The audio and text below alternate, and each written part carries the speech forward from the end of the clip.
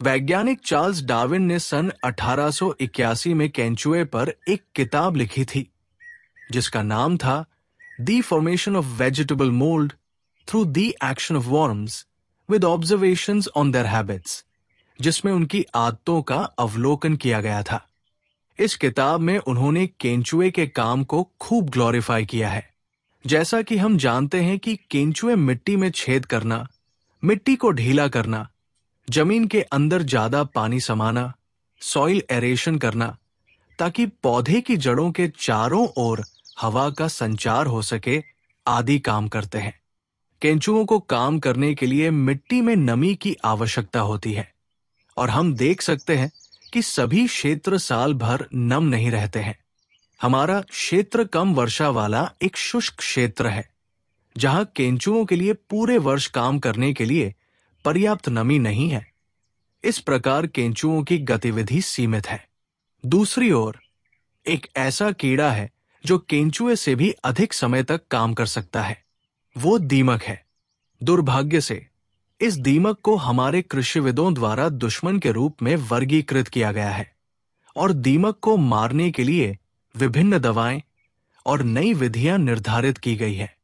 हमारे 32 एकड़ क्षेत्र में प्रति एकड़ 1 से 2 दीमक के टीले हैं और हमने कभी भी दीमक के कारण अपनी फसल का नुकसान नहीं देखा है।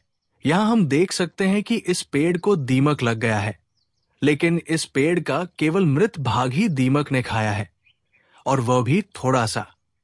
इसके छाल के नीचे हम देख सकते हैं कि पेड़ का तना अब भी ठीक है और नीचे की छाल भी।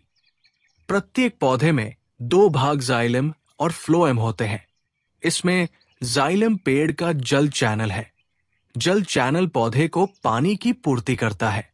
हर साल ये जलधाराएं बनती है और पुरानी मृत जलधारा पेड़ की ऊपरी छाल में तब्दील हो जाती है। फ्लोएम का कार्य पौधों द्वारा उत्पादित पोषक तत्वों को नीचे और ऊपर की ओर ले जाना है। जब हम पेड़ काटते हैं तो हमें तने के अंदर गोल छल्ले दिखाई देते हैं। प्रत्येक वर्ष एक नया वलय बनता है जिसे फ्लोएम कहते हैं। पेड़ के ऊपर की मृत छाल को खाने का काम दीमक करते हैं।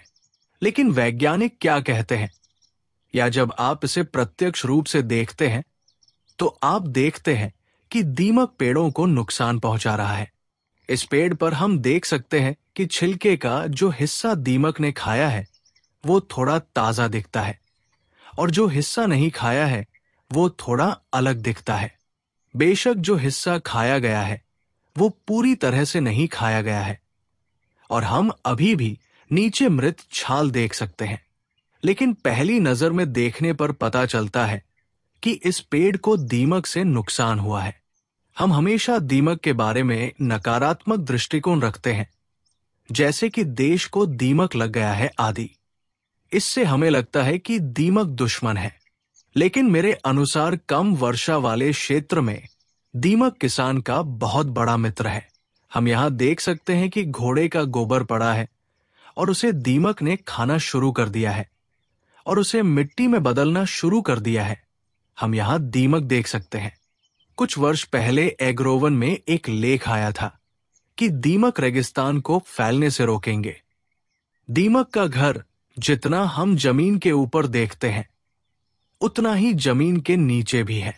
जब बारिश होती है तो ये गुहाएं पानी को आसानी से मिट्टी में रिसने देती है और जब दीमक कुछ खाता है और उसे मिट्टी में बदल देता है जिससे मिट्टी की उर्वरता बढ़ाने में मदद मिलती है, तो दीमक वास्तव में हमारा सबसे अच्छा दोस्त है और हमें इसका संरक्षण करना चाहिए।